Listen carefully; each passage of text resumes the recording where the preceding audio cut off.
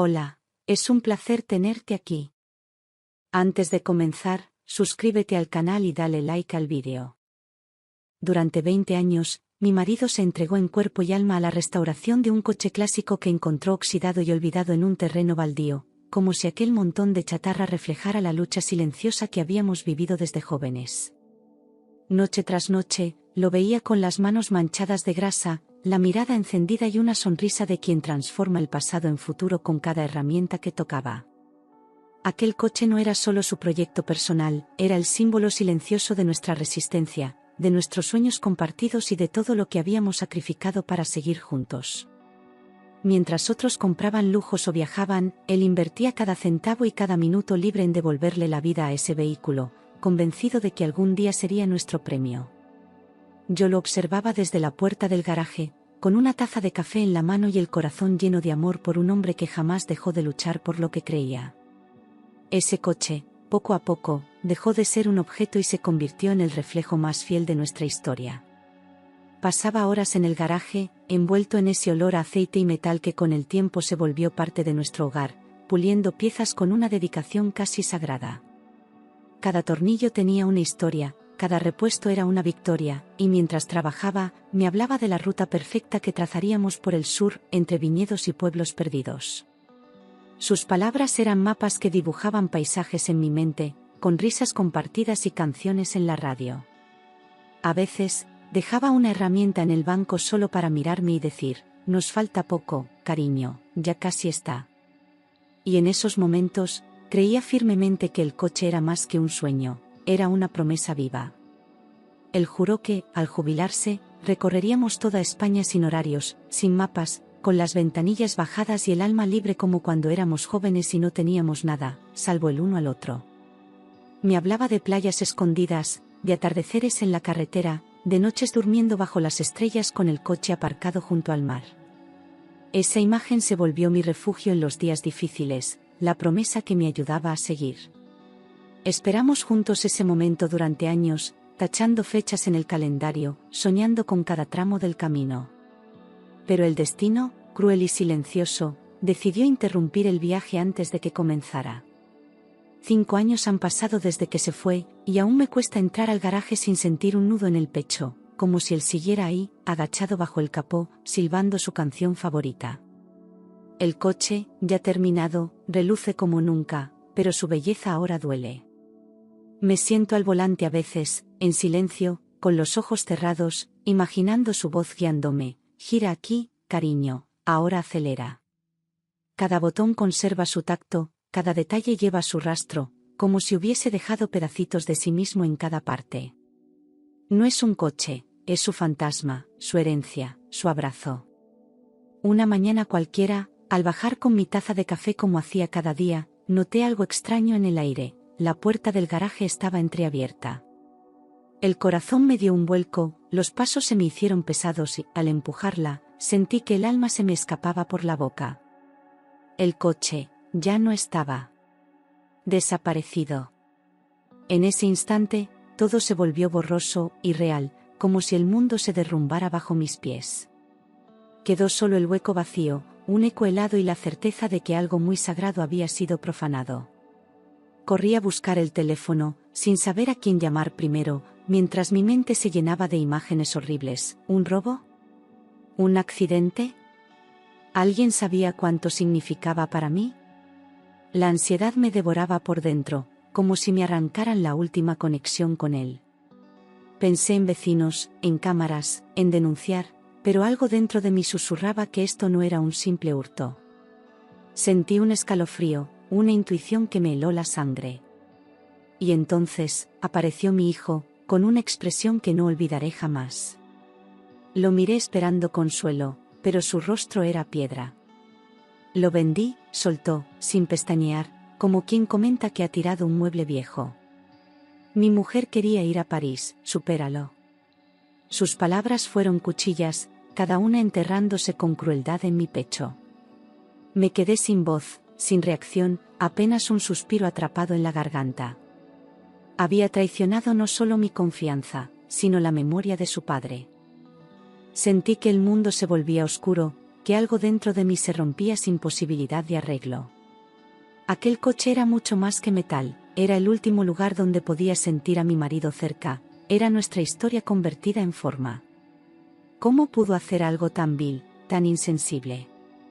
Me temblaban las piernas, las manos, todo el cuerpo, mientras intentaba entender cómo habíamos llegado hasta allí. Me había quitado más que un objeto, me había quitado mi lugar seguro. Desde que se casó con Lucía, mi hijo parecía otro, frío, impaciente, distante, como si el amor por ella hubiese sustituido todo lo demás. Ya no venía a cenar los domingos, no preguntaba cómo estaba, y cuando hablábamos, parecía molesto por tener que escucharme. Intenté acercarme, comprender, ser paciente, pero él ya no era el mismo. Lucía había tomado el control, y él se había dejado llevar como un niño sin voluntad. Verlo así me partía el corazón, pero no imaginaba hasta dónde llegarían. Lucía, con apenas 28 años, pisaba mi casa como si fuera suya, despreciando cada retrato, cada mueble, cada recuerdo con una mueca de asco.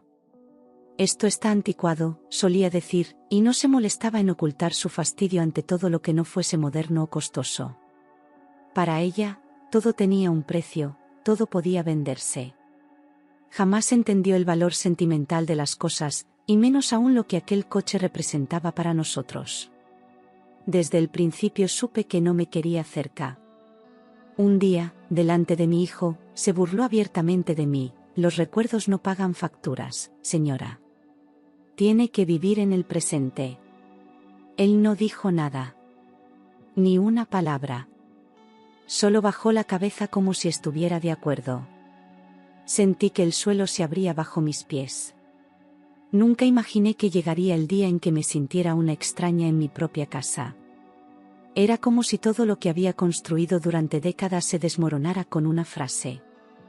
Esa noche me encerré en mi habitación sin cenar, sin hablar, sin poder llorar siquiera. Abracé la vieja fotografía de mi marido, esa donde aparece con el coche y una sonrisa que ya no existe. El silencio de la casa pesaba como una losa y el eco de la risa de Lucía bajando las escaleras me parecía una burla del destino. En ese momento entendí que estaba sola, verdaderamente sola, por primera vez en mi vida. Me aferré a la imagen como si pudiera devolverme un poco de consuelo. No podía dormir, porque no sabía cómo vivir sin él y ahora también sin su recuerdo. Cada rincón del garaje gritaba su ausencia, y el espacio vacío donde estuvo el coche era una herida abierta imposible de ignorar. Me sentaba allí con la esperanza absurda de que todo hubiese sido una pesadilla, que al despertar volvería a ver su silueta agachado entre herramientas. Pero no había vuelta atrás. Lo habían vendido como quien se deshace de un trasto viejo, sin entender que habían destruido mi refugio. Y con ello, arrancado lo último que me quedaba de él. Pasaron los días y mi hijo no mostró ni un ápice de arrepentimiento, al contrario, hablaba como si me hubiera hecho un favor, como si yo fuera una anciana obstinada anclada en el pasado. Lloré hasta vaciarme, pero comprendí que las lágrimas no traían justicia, solo cansancio. Me preguntaba en qué momento había perdido a mi hijo, cómo Lucía había logrado cambiarlo tanto. La rabia comenzó a crecer silenciosa, como una semilla que no pedí plantar. Algo dentro de mí se endureció. Una tarde, cuando ya había aceptado que jamás volvería a ver aquel coche, sonó el teléfono con un número desconocido. Señora, soy el comprador del vehículo. Su marido dejó algo dentro, tiene que venir ahora. La voz era seria, casi urgente, como si lo que hubiese encontrado no pudiera esperar. El corazón me dio un vuelco y sentí que me faltaba el aire. Algo me decía que ese hombre no llamaba solo por cortesía. Colgué sin hacer preguntas, sin pensar demasiado, solo agarré el bolso y me senté en el sofá temblando, como si tuviera 20 años menos. Mi mente volaba entre posibilidades, intentando adivinar qué podía haber dentro del coche que ameritara tal llamada. ¿Una carta? ¿Un objeto escondido? ¿Un mensaje para mí? No lo sabía, pero por primera vez en mucho tiempo, sentí un hilo de esperanza. Quizás, no todo estaba perdido. Tomé el primer tren a Valencia, donde el comprador me esperaba, las manos me temblaban, el estómago era un nudo y los minutos se arrastraban como si el tiempo jugara en mi contra. Miraba por la ventana sin ver el paisaje, sumida en pensamientos que iban y venían sin orden. Recordé cada paseo con mi marido, cada conversación sobre ese viaje que no fue. Me sentía una adolescente con miedo y deseo de llegar. El corazón me latía tan fuerte que dolía. Cuando llegué, el coche estaba ahí, aparcado frente a una casa de campo, impecable, brillante, idéntico al día que lo vi terminado por última vez. Me acerqué lentamente, sin atreverme a tocarlo, y mis ojos se llenaron de lágrimas antes de que pudiera pronunciar palabra. Era como si él lo hubiese limpiado esa misma mañana. El nuevo dueño me miraba en silencio, respetando mi momento. Y durante unos segundos, volví a sentir su presencia a mi lado. Él me abrió la puerta del conductor y me indicó que mirara debajo del asiento. Allí, oculto en un pequeño compartimento que ni siquiera yo conocía, había una caja metálica, antigua, cerrada con un pestillo simple. La sostuve entre mis manos como si ardiera, incapaz de abrirla de inmediato. El vendedor se apartó con discreción, dejándome sola con mi hallazgo. Sabía que lo que iba a descubrir cambiaría algo profundo. Me senté dentro del coche, con el corazón latiendo a 1000, y con las manos temblorosas abrí la caja. Dentro había una pequeña llave, una carta amarillenta doblada con cuidado y una carpeta gruesa llena de documentos. Reconocí al instante su letra, esa caligrafía fuerte pero elegante que siempre usaba para escribirme notas en los cumpleaños. Sentí un nudo en la garganta. Aquel hombre, incluso después de muerto, seguía guiándome paso a paso. Sabía que debía prepararme para lo que vendría. Saqué la carta primero, incapaz de tocar los papeles aún, y al desplegarla, el mundo pareció detenerse. Si estás leyendo esto, significa que ya no estoy contigo, pero hay cosas que debes saber. Esas primeras palabras me atravesaron como un cuchillo, suaves y crueles al mismo tiempo. No pude evitar acariciar la hoja, como si su tacto estuviera allí. Y por primera vez en años, supe que algo más grande que yo estaba a punto de revelarse. Si estás leyendo esto, significa que ya no estoy contigo. Pero hay cosas que debes saber, verdades que oculté para protegerte y que ahora pueden salvarte. Así comenzaba la carta, escrita con la calma de quien sabe que el tiempo se acaba. Sus palabras fluían con ternura y firmeza, como si me hablara al oído desde el más allá.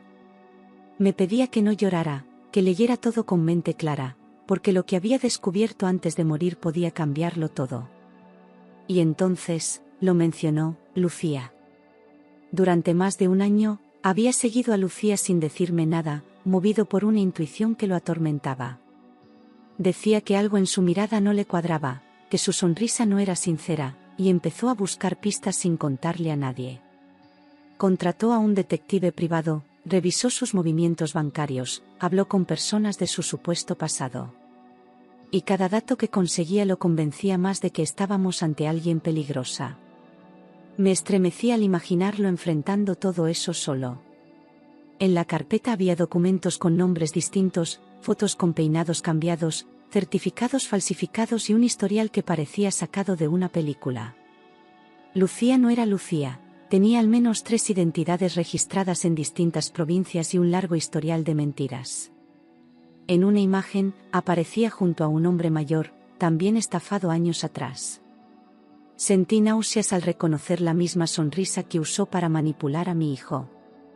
Todo encajaba, pero dolía demasiado para aceptarlo de golpe.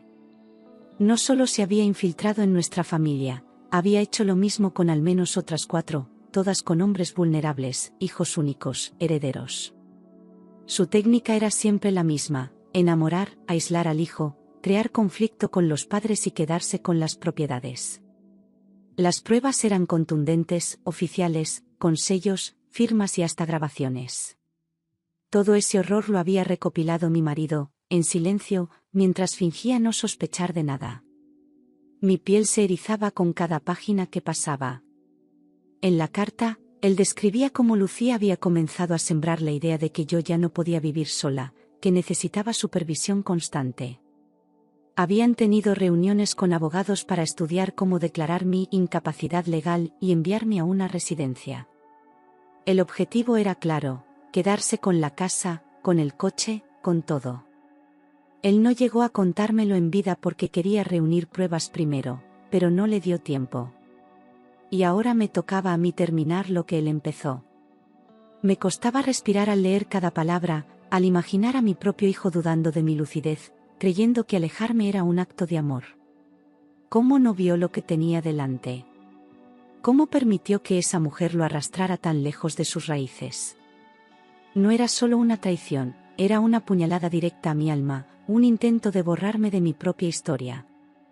El dolor era tan profundo que ni las lágrimas podían salir. Me sentía traicionada por sangre. La última parte de la carta era un ruego firme: no te rindas, utiliza todo esto. Protege lo que construimos. Protege tu vida.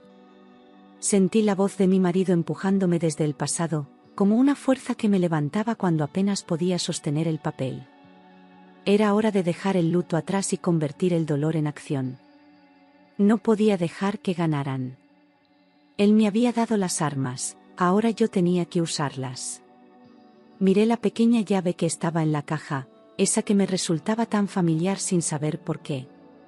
De pronto lo entendí: pertenecía al cajón del despacho que él siempre mantenía cerrado, incluso para mí. Durante años creí que guardaba recuerdos, papeles sin importancia o viejas herramientas. Pero al meter la llave y oír el clic seco, supe que estaba a punto de entrar en otra dimensión de su mente. Algo importante me esperaba dentro. Dentro del cajón, encontré un sobre lacrado con mi nombre, una segunda carta, y una pila de documentos que nunca había visto. Todo estaba ordenado con precisión: títulos de inversión, cuentas bancarias, instrucciones notariales. Había comprado acciones a mi nombre desde 1998 sin decirme nada, como un plan secreto para asegurar mi futuro. Me temblaban las manos, los labios, todo el cuerpo. Aquello no era solo protección, era amor en estado puro. Entre los papeles, destacaban varios certificados de acciones que con el paso del tiempo se habían multiplicado hasta alcanzar un valor de más de 500.000 euros. Me quedé paralizada, incapaz de procesar lo que eso significaba. No era solo una fortuna inesperada, era la prueba definitiva de que, incluso desde el silencio, mi marido siempre pensó en mí. Me sentí cuidada, acompañada, protegida. Él había muerto, sí, pero su amor seguía haciendo ruido. Por primera vez desde su muerte, sentí que podía caminar sola sin miedo, que no necesitaba a nadie para sobrevivir. Ese dinero, ganado con años de esfuerzo y previsión, era más que una herencia, era mi libertad. Ya no dependía de mi hijo ni temía terminar en una residencia manipulada por Lucía. Era mi momento de actuar, con la cabeza en alto y los pies firmes. Él me había preparado para esto, y yo no iba a fallarle. Con todos los documentos en mano, pedí una cita con un abogado de confianza, alguien ajeno a mi familia y con reputación intachable. Le conté todo, sin omitir una sola palabra, y su rostro fue endureciéndose a medida que leía las pruebas. Tiene un caso sólido, señora. Muy sólido, dijo al final, con una seguridad que me dio fuerza. Era el inicio de una batalla legal que no buscaba venganza, sino justicia. Y yo estaba lista para darla. El abogado se encargó de recopilar aún más pruebas, verificó antecedentes y rastreó cada uno de los movimientos de Lucía. Lo que encontró fue aún peor: había cometido fraude, suplantación de identidad y falsificación en varias ocasiones, pero siempre cambiaba de nombre antes de ser detenida. Esta vez no escaparía. Teníamos documentos, fotos, testigos y un historial que hablaba por sí solo. Ya no era solo un conflicto familiar, era un crimen con todas las letras. Una tarde, reuní el valor para citar a mi hijo en casa. Le puse los documentos sobre la mesa y lo observé en silencio mientras los leía. Su rostro fue perdiendo color a medida que pasaba las páginas, como si la realidad le golpeara por fin. «Esto no puede ser verdad», murmuró, temblando. Pero lo era. Y ahora, tenía que decidir de qué lado quería estar. Cuando enfrentamos a Lucía, lo negó todo, con una sonrisa fría y los ojos brillando de furia contenida. Pero sus manos delataban su miedo, temblaban como las de una niña atrapada. Mi hijo la miraba sin saber en qué creer, roto entre la lealtad ciega y la verdad que lo aplastaba. «Estás enferma», llegó a decirle, pero ella no respondió. La máscara se había caído, y debajo no quedaba nada. Le dije a mi hijo, con voz firme y sin temblores, que si no se apartaba de ella, no heredaría nada de lo que su padre dejó. No era una amenaza, era una decisión. Él tenía que elegir entre el amor falso o la verdad dolorosa. Se levantó sin decir palabra, con los ojos húmedos y la mirada perdida. Esa noche, supe que algo en él había cambiado, pero no lo suficiente. Días después, me dejó una nota seca: «Me voy con Lucía. No te preocupes por mí». Era su elección, y aunque me rompía el corazón, no intenté detenerlo. Había elegido lo indefendible, aferrado a una ilusión que lo arrastraría al fondo. Cerré la puerta sin lágrimas, sabiendo que no podía salvar a quien no quería ser salvado. A veces, amar también es dejar ir. El abogado presentó todo ante la policía: los documentos, la carta, los registros falsos y la lista de víctimas anteriores. La investigación se abrió en cuestión de días, y con cada avance, se confirmaban nuestras sospechas. Lucía había dejado rastros en varias provincias, protegida por el silencio de quienes no se atrevieron a hablar. Pero yo no iba a callar. No mientras pudiera evitar que otra familia sufriera lo mismo. Las autoridades empezaron a cruzar datos y descubrieron que Lucía tenía órdenes de detención pendientes bajo otro nombre. Había usado identidades falsas para abrir cuentas, firmar contratos y estafar a ancianos vulnerables. Esta vez no pudo huir, su historial completo estaba en manos de la justicia. Cada mentira, cada trampa, cada víctima, todo salía a la luz. El castillo de naipes que había construido empezaba a caer. Una mañana, mientras regaba las plantas del jardín, un coche patrulla se detuvo frente a mi casa. «Lucía ha sido detenida esta madrugada», me dijo un agente con voz neutral. Sentí una mezcla extraña de alivio y tristeza, como si una parte de mí aún no quisiera celebrar el sufrimiento de nadie. Pero era necesario. La justicia había hablado. Y con ello, comenzaba la verdadera sanación. A los pocos días del arresto, mi hijo apareció en la puerta, con la cara desencajada, los ojos hinchados y una culpa que no sabía cómo ocultar. Cayó de rodillas, llorando como un niño, suplicando perdón, diciendo que no entendía cómo había llegado tan lejos. «Me cegó, me alejó de ti, y yo la dejé hacerlo», repetía, entre sollozos. Lo abracé, pero sentí dentro de mí una barrera que no cedía del todo. Había heridas que el tiempo aún no había empezado a curar. Me senté frente a él y le dije la verdad: lo quería, pero necesitaba distancia, porque el dolor todavía era demasiado profundo. Le expliqué que me había sentido abandonada, humillada, traicionada por la persona que más debía protegerme. Él bajó la cabeza, aceptando cada palabra sin intentar justificarse, porque sabía que no podía. No le cerré la puerta, pero tampoco la abrí del todo. Necesitaba sanar, y eso no se hace en un solo día. Con la ayuda del abogado, cancelé legalmente la venta de la casa y puse todos los bienes a mi nombre, protegidos por las inversiones que mi marido había dejado. Sentí que volvía a respirar con libertad, sin miedo a perder lo poco que quedaba de nuestra historia. Paseé por cada habitación como quien redescubre su lugar en el mundo. Volví a colgar fotos, a abrir las cortinas, a poner música. Por fin, esa casa era mía, otra vez. El comprador, al enterarse de toda la historia, me llamó emocionado y me dijo que no podía quedarse con algo que tenía tanto significado.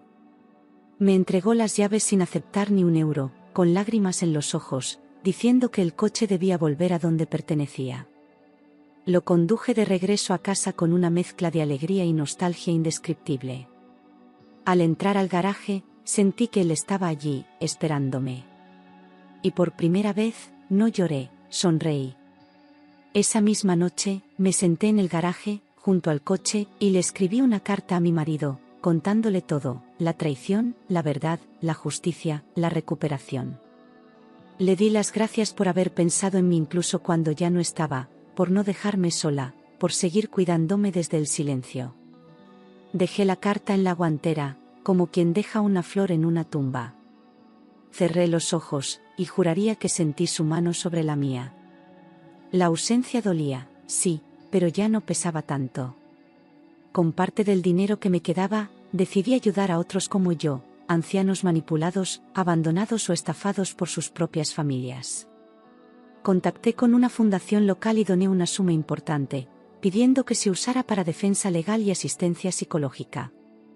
Sentí que transformaba el dolor en algo útil, en algo que podía dar sentido a todo lo vivido. No buscaba aplausos ni reconocimiento.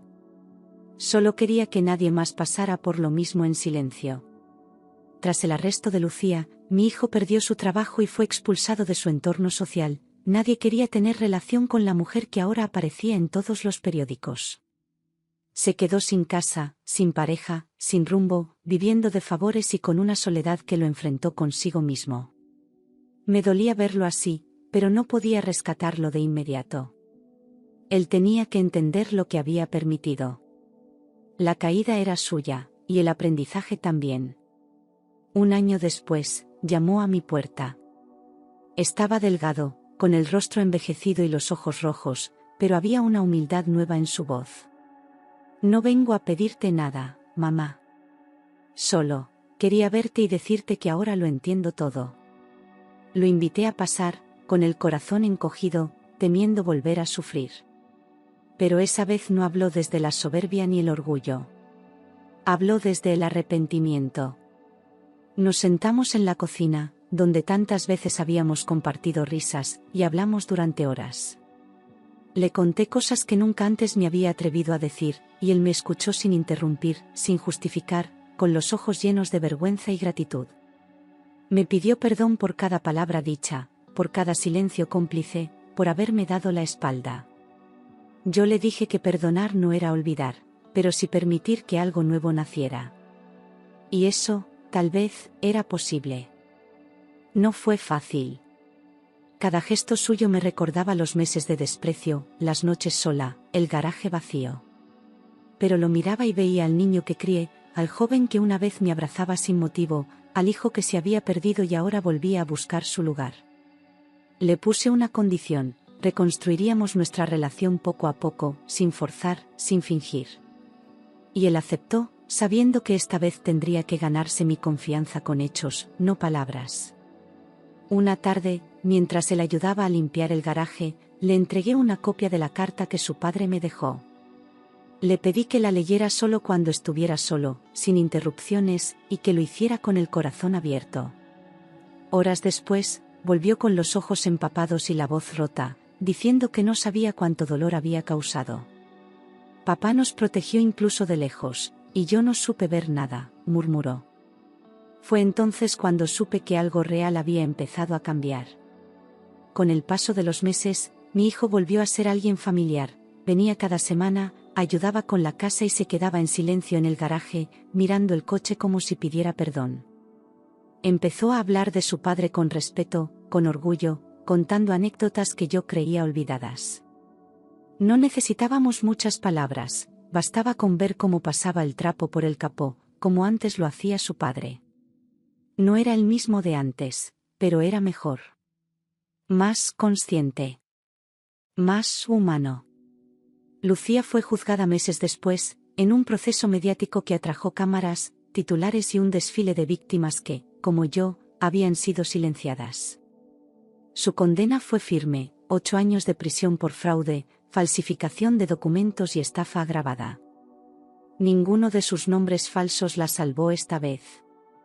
La vi por última vez en la sala del juicio, sin maquillaje, sin sonrisa, sin máscaras. Y por primera vez, no sentí odio, solo alivio. Con todo resuelto, decidí cumplir uno de nuestros últimos sueños. Compré una pequeña casa junto al mar, en un pueblo tranquilo, donde cada atardecer parecía pintado a mano. Era el lugar del que siempre hablábamos en voz baja, como algo imposible. Allí encontré paz, silencio y tiempo. No necesitaba lujos, solo espacio para respirar sin fantasmas. Él no estaba, pero lo sentía en cada rincón. En primavera, decidí cumplir la promesa. Saqué el coche del garaje y emprendí aquel viaje que tanto habíamos imaginado. No llevé mapa, solo su foto en el asiento del copiloto y la radio encendida como a él le gustaba. Conduje por carreteras secundarias, entre campos, olivos y pueblos que parecían detenidos en el tiempo. Iba sola, sí, pero nunca me sentí tan acompañada. Era como si su risa me guiara entre curvas. Cada lugar que pasaba me traía una imagen, nuestras primeras vacaciones, la vez que dormimos en una tienda de campaña, su forma de tararear canciones antiguas. El viento entraba por la ventanilla y traía su voz, su olor, su energía. Lloré a ratos, pero no de tristeza, sino de gratitud. Porque no todos tienen la suerte de haber amado así. Y yo lo hice, con todas las letras. Ese coche dejó de ser un objeto para convertirse en un símbolo, no solo de nuestro amor, sino de mi fuerza, de mi capacidad de resistir cuando todo parecía perdido. Lo cuidé como a un hijo, porque en él vivía una historia que merecía ser contada. Ya no era solo mío, era parte de una memoria colectiva, de un legado familiar que debía pasar a las siguientes generaciones. Había sobrevivido al tiempo, al dolor, a la traición. Y seguía rodando. Un día, mi hijo me confesó que se había vuelto a enamorar, pero esta vez de una mujer honesta, sencilla, sin máscaras. Me la presentó con nervios, como un niño que busca aprobación, y cuando la conocí, supe que esta vez era distinto. No había ambición, ni mentiras, solo respeto y ternura. Ella escuchó la historia del coche con lágrimas en los ojos. Y fue entonces cuando comprendí que la vida también sabe dar segundas oportunidades. Con el tiempo, nuestra relación sanó sin forzar nada, con momentos pequeños, una comida, una tarde de risas, una visita sin motivo. Aprendimos a hablarnos desde otro lugar, más profundo, más real. Ya no éramos madre e hijo por obligación, lo éramos por elección. Él entendió lo que de verdad importa, y yo le permití redimirse, paso a paso. Lo que nos había roto, también nos había reconstruido. Ahora, con sus hijos pequeños, a veces nos sentamos los tres a mirar fotos antiguas y les contamos quién fue su abuelo y por qué ese coche no se puede tocar sin permiso. Les hablamos de amor, de respeto, de memoria. De cómo, incluso después de la muerte, se puede seguir cuidando a los que uno ama. Ellos escuchan con los ojos abiertos, como si fuera un cuento. Pero no lo es. Es nuestra historia, y es real. Cada domingo, abrimos juntos las puertas del garaje, y mis nietos corren alrededor del coche como si fuera un cofre mágico. Mi hijo lo limpia con esmero, les cuenta historias mientras ellos escuchan con ojos brillantes y preguntas sin fin. Subimos todos y damos una vuelta por el pueblo, como un ritual silencioso de unión. Ya no es solo mi coche, ni siquiera el de mi marido, ahora es de todos. Un legado con ruedas, vivo y palpitante. Mirando atrás, entiendo que cada golpe, cada traición y cada lágrima me empujaron hacia esta versión más fuerte de mí misma. Reconstruí mi vida desde las ruinas, no para olvidar, sino para honrar lo que valía la pena conservar. Aprendí que la dignidad no se negocia, que el amor verdadero deja raíces profundas. Y que nunca es tarde para empezar de nuevo, aunque se haya perdido casi todo. Mi historia no terminó con su muerte, comenzó ahí. Mi marido no solo restauró un coche, restauró mi esperanza cuando más lo necesitaba. Me enseñó que el amor no se acaba con la ausencia, y que cuidar del otro también es preparar el futuro con cariño y sabiduría. Cada carta suya fue una brújula, cada decisión, una muestra de amor silencioso. Él no se fue del todo, solo cambió de forma. Y su mensaje me acompaña cada día, sigue adelante, siempre. Cada vez que enciendo el motor, cierro los ojos por un segundo y lo siento a mi lado, como si su mano rozara la mía. A veces me sorprendo hablándole en voz baja, contándole lo que hicieron los niños o cómo ha cambiado el jardín. El coche arranca suave, como si entendiera. Y yo sonrío. Porque sé que, en algún lugar,